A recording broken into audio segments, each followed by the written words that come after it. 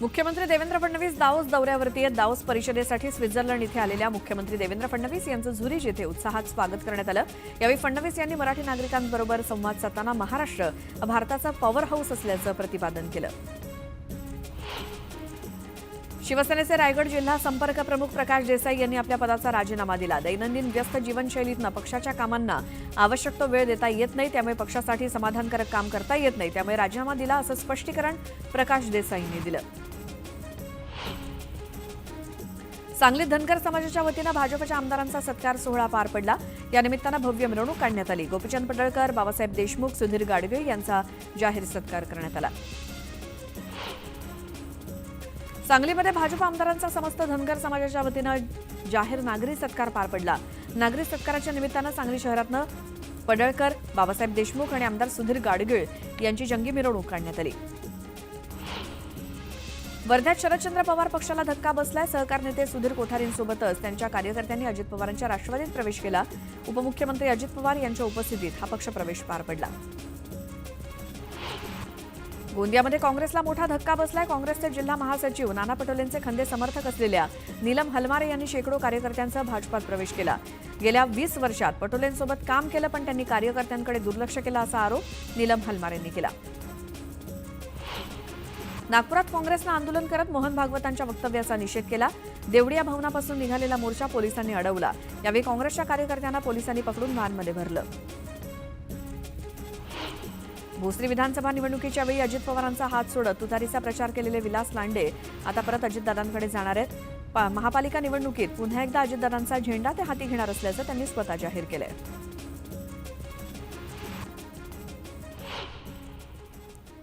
यावेळी एक मोठी बातमी येते। उपमुख्यमंत्री अजित पवार आज जालना दौऱ्यावरती आहेत। उपमुख्यमंत्री झाल्यानंतर अजित पवार पहिल्यांदाच जालना दौरा करतायत। शिवसेनेचे आमदार अर्जुन खोतकर यांच्या दर्शना या निवासस्थानी अजित पवार दाखल झालेत आणि अर्जुन खोतकर यांच्या घरी अजित पवार पोहोचलेत। ही जालन्यातली दृश्य। आज जालना दौऱ्यावरती उपमुख्यमंत्री अजित पवार अर्जुन खोतकर यांच्या घरी ते पोहोचलेले आहेत। अर्जुन खोतकर यांच्या दर्शना या निवासस्थानी अजित पवार पोहोचलेत, त्याची ही दृश्य। तिथे राष्ट्रवादीच्या कार्यालयाचा शुभारंभ केला जाणार आहे अजित पवार यांच्या हस्ते, आणि त्यासाठी ते जालन्यामध्ये पोहोचलेले आहेत। अर्जुन खोतकर यांच्या निवासस्थानी उपमुख्यमंत्री अजित पवार पोहोचलेत।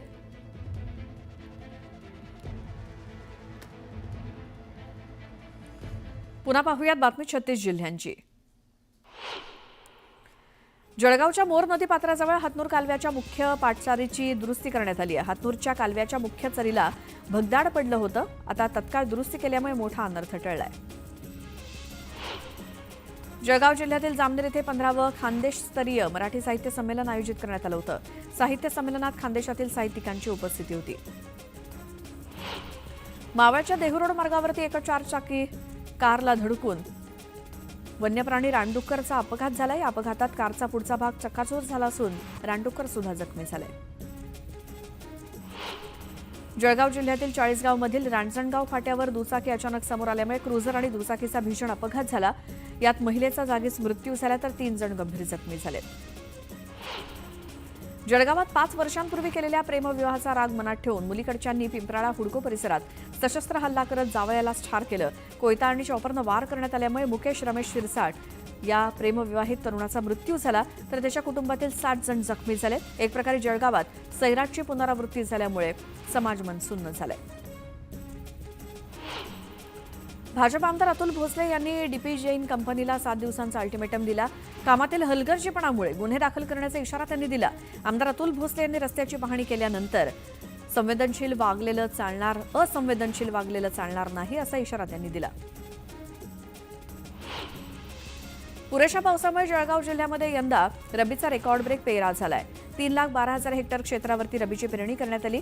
गेल्या वर्षीच्या तुलनेत 85,000 हेक्टरनं क्षेत्र वाढलंय। पालिकेतर्फे राणीच्या बागेत वनस्पती उद्यान आणि प्राणी संग्रहालयामध्ये 31 जानेवारीपासून 2 फेब्रुवारीपर्यंत पुष्पोत्सव भरवण्यात आलाय। यंदा या महोत्सवाचं 28वं वर्ष आहे।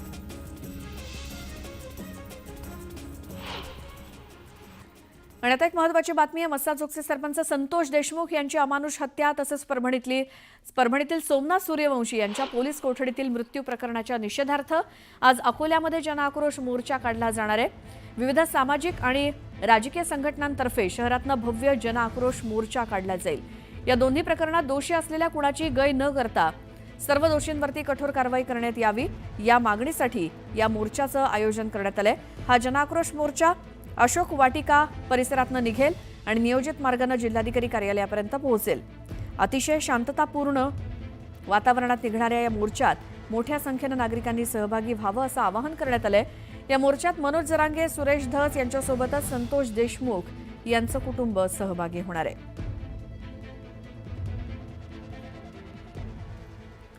आणखी एक मोठी बातमी आहे. संतोष देशमुख हत्या प्रकरणात खंडणीतील आरोपी वाल्मिक कराडला एसआयटी कोठडी सुनावण्यात आली असून आज त्याच्या जामीन अर्जावरती सुनावणी होणार आहे. वाल्मिक कराडच्या जामीन अर्जावर आज केज न्यायालयात सुनावणी होईल. खरं तर प्रकृती बरी नसल्यामुळे या आधीच्या सुनावणीला तो हजर राहू शकला नाही. त्यामुळे आज सुनावणी होईल आणि वाल्मिक कराडला खंडणी प्रकरणात अटक करण्यात आली आहे. मात्र या खंडणी प्रकरणाचा संतोष देशमुख यांच्या हत्या प्रकरणाशी संबंध आहे का याचा तपास एसआयटी आणि सीआयडी करतायत. तर संतोष देशमुख हत्येप्रकरणी वाल्मिक कराडची चौकशी करायची आहे. त्यामुळे त्याला जामीन मिळू नये अशी विनंती सीआयडीनं कोर्टाला केली आहे. त्यामुळे कोर्ट वाल्मिक कराडला जामीन देतं का हे बघावं लागेल.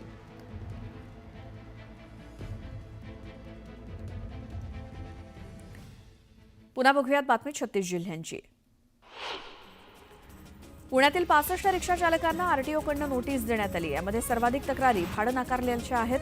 रिक्षा चालकांच्या वाढलेल्या तक्रारींमुळे पुणे आरटीओकडून हेल्पलाईन क्रमांक सुरू करण्यात आलाय. राज्य सरकारच्या मागणीला महत्त्व देत केंद्र सरकारनं उस्मानाबादचं नाव धाराशिव केलं. याचे आदेश देखील काढलेत. धाराशिव रेल्वे स्थानकाचं नाव अद्यापपर्यंत बदलू शकलेलं नाही. याच रेल्वे स्थानकावरती उस्मानाबाद रेल्वे स्टेशन हेच नाव सध्या बघायला मिळतंय. छत्रपती संभाजीनगर शहरातील प्रोझन मॉल समोर असलेल्या हनफिज नावाचा मोबाईल शॉप फोडून अज्ञात चोरट्यांनी लाखोंचे मोबाईल चोरी करून नेल्याची घटना घडली. या संदर्भात सिडको एमआयडीसी पोलीस ठाण्यात चोरीचा गुन्हा दाखल करण्यात आलाय. तुळजाभवानी मातेच्या गाभाऱ्यातील शिळेला तडे गेल्याचं उघड झालंय. त्यामुळे तुळजाभवानी मातेच्या गाभाऱ्याचा विस्तार करण्याची मागणी केली जाते. याच मागणीवर पुजारी नागरिक आक्रमक झाले असून त्यांनी आंदोलनाची भूमिका घेतली आहे. पुण्यात 8व्या आंतरराष्ट्रीय पेन फेस्टिवलचं आयोजन करण्यात आलं. या फेस्टिवलमध्ये 100 रुपयांपासून ते 2 लाखांपर्यंतच्या किमतीचे पेन्स उपलब्ध करून देण्यात आले. हे फेस्टिवल बघण्यासाठी पुणेकरांनी गर्दी केली. नाशिकच्या पिंपळगाव वसंत टोलनाक्यावरती वाहनांच्या लांबच लांब रांगा लागल्या. रविवार असल्यामुळे मुंबई आग्रा महामार्गावरती वाहनांची मोठी वर्दळ होती. त्यामुळे वाहनधारकांना मोठा त्रास सहन करावा लागला. पुणे परिक्षेत्रामधील मागील वर्षभरात 1035 नागरिकांना आपले प्राण गमवावे लागले. 2023च्या तुलनेत मागील वर्षात 2024 मध्ये अपघातांचं प्रमाण घटलंय. मात्र बळी गेलेल्यांची आकडेवारी बघता अपघात रोखण्यासाठी आणखी उपाययोजनांची गरज आहे. कोल्ड प्ले शोसाठी नेरूळमध्ये हजारोंच्या संख्येनं प्रेक्षक आलेत. पालिकेच्या वतीनं स्वच्छतेचं काटेकोरपणे पालन केलं जात आहे. शून्य कचरा कार्यक्रमांतर्गत स्टेडियमच्या आतल्या भागात स्वच्छतेसाठी 150हून अधिक कर्मचारी कार्यरत आहेत. सिडको प्रशासनानं आजपासून नवी मुंबईत मेट्रोच्या फेऱ्यांचं सुधारित वेळापत्रक जाहीर केलंय. सकाळी आणि संध्याकाळी सर्वाधिक गर्दीच्या वेळी दर 10 मिनिटांनी मेट्रो धावणार आहे.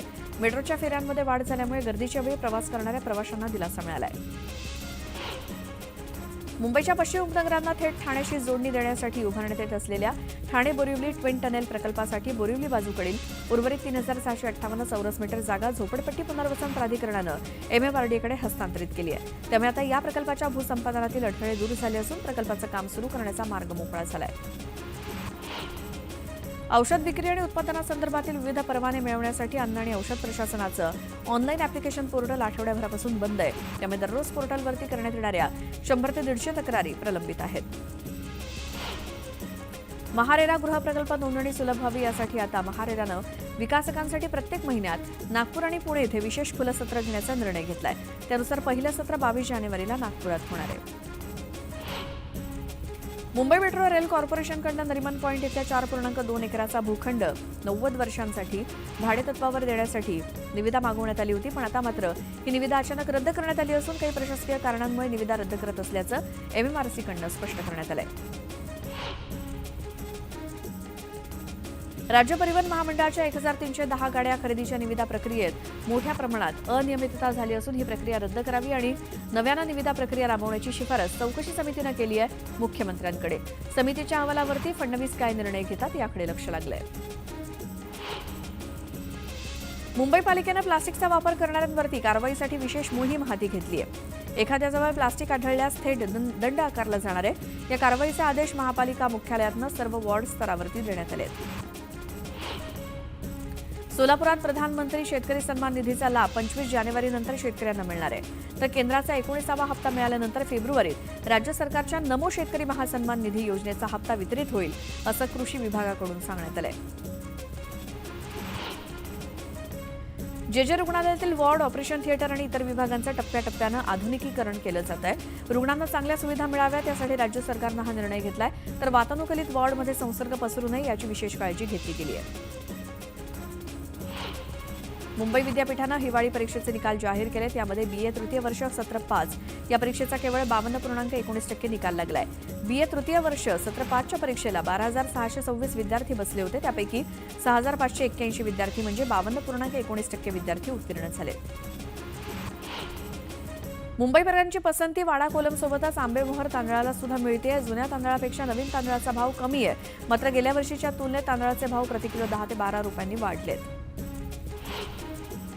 सामान्य नागरिकांपासून व्यावसायिकांपर्यंत सर्वांवरती पेट्रोल डिझेलच्या दरातील घसरण आणि वाढीचा परिणाम होत असतो. सध्या आंतरराष्ट्रीय बाजारात क्रूड तेलाच्या किमती कमी झाल्या असल्या तरी वर्षभरात या दोन्ही इंधन दरात केवळ 3 ते 4 रुपयांनीच घसरण झाली आहे. तरुणानं 10 लाख रुपये घेऊन लग्नास नकार दिल्यामुळे पुण्याच्या बिबेवाडीतील डॉक्टर तरुणीनं आत्महत्या केली. मानसिक धक्क्यातून महिला डॉक्टरनं क्लिनिकमध्ये विषारी औषध घेऊन आपलं जीवन संपवलं.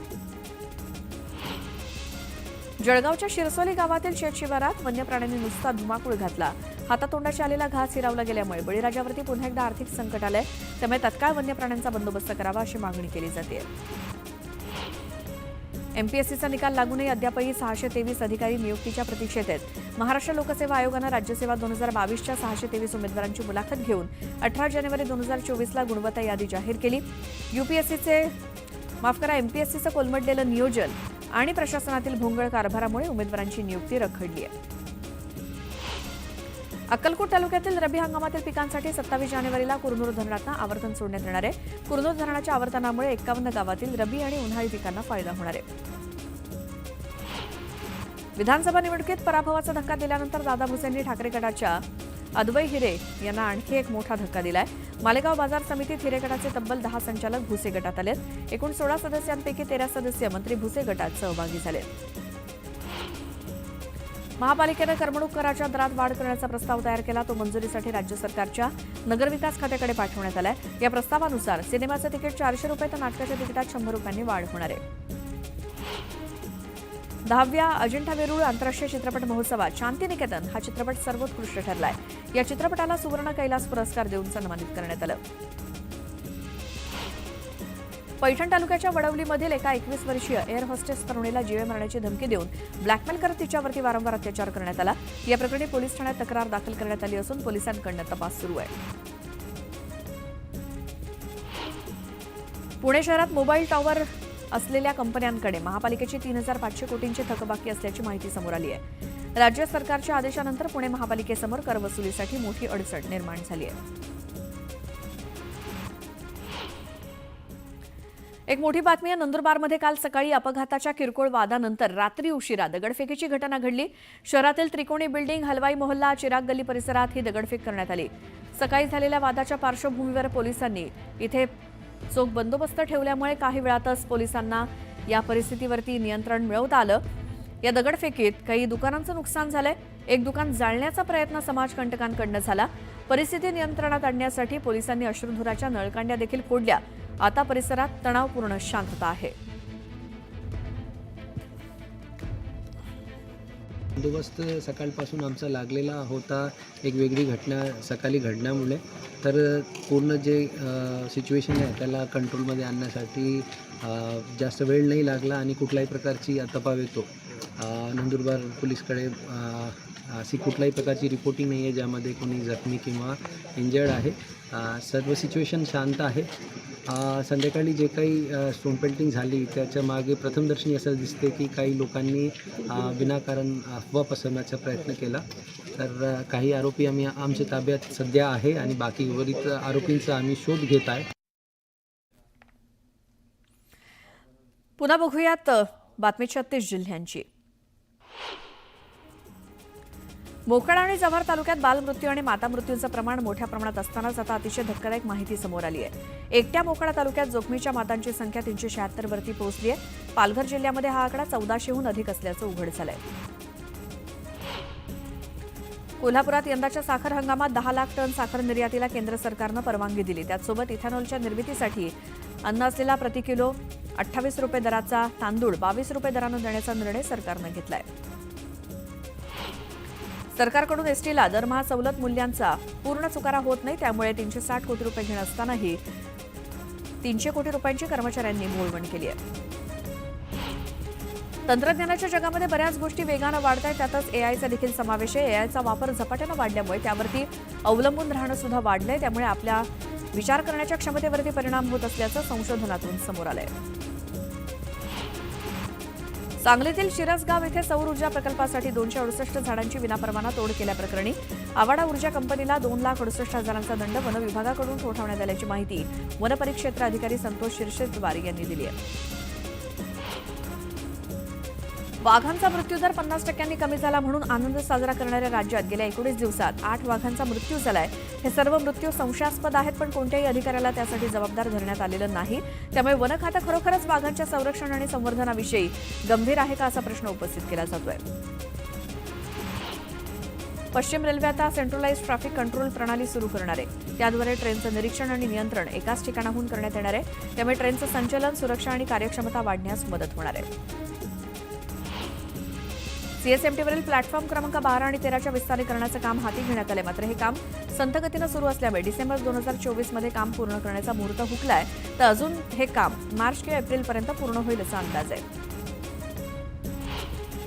मुंबई गोवा महामार्गावरील परशुराम घाटात धोकादायक ठरलेल्या दरडींच्या ठिकाणी लोखंडी जाळी बसवण्यात येते. संरक्षक भिंतीच्या बाजूनं गॅबिंग वॉल उभारण्यात येते. तर पावसाळ्यापूर्वी काम मार्गी लावण्याचा महाडच्या महामार्ग विभागाचे प्रयत्न सुरू आहेत. काँग्रेसचे ज्येष्ठ नेते आणि देशाचे माजी अर्थमंत्री पी चिदंबरम यांनी कर्मचाऱ्यांना आठवड्याला 90 तास काम करण्याच्या सल्ल्याचं समर्थन केलं. शेतकरी आणि व्यावसायिक व्यक्ती कामाच्या 8 तासांच्या मर्यादेचं पालन करत नाहीत. तसंच डॉक्टर आणि वकील 8 तासांहून अधिक काळ काम करतात. याकडे देखील चिदंबरम यांनी लक्ष वेधलंय. अमेरिकेतील सरकारच्या वतीनं टिकटॉकच्या माध्यमातून राष्ट्रीय सुरक्षेला धोका असल्याची चिंता व्यक्त करण्यात आली होती. हे प्रकरण कोर्टात गेल्यानंतर 17 जानेवारीला सर्वोच्च न्यायालयानं टिकटॉकवरती बंदी घालणाऱ्या कायद्याला मंजुरी दिली. त्यामुळे अखेर आता टिकटॉकनं अमेरिकेतील काम थांबवलंय. ॲपल आयएनसीसाठी आयफोन बनवणाऱ्या टाटा इलेक्ट्रॉनिक्समधील कर्मचारी संख्या 2024 मध्ये 63% वाढून 31,000 झाली. आदल्या वर्षी ती 19,000 होती. प्रत्यक्ष रोजगार निर्मितीच्या बाबतीत आयफोनचा हा कारखाना देशातील दुसरा मोठा प्रकल्प ठरलाय. ॲपलच्या सर्व आयफोन प्रकल्पांमध्ये 2024 मध्ये एकूण 18,500 कर्मचाऱ्यांना प्रत्यक्ष रोजगार मिळाला.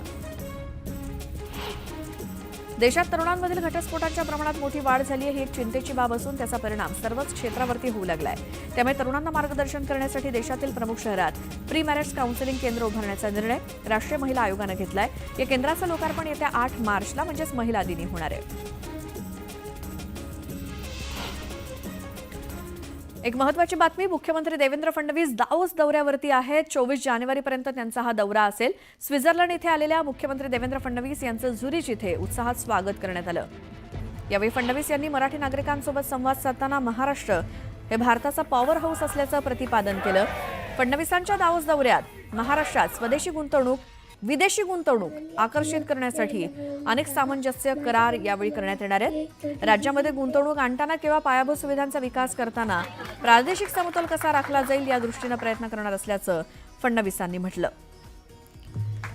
महाराष्ट्रात मोठी देशी आणि परकीय आर्थिक गुंतवणूक आणण्याच्या दृष्टीनं फडणवीस यांचा हा दावोस दौरा महत्त्वपूर्ण मानला जातोय.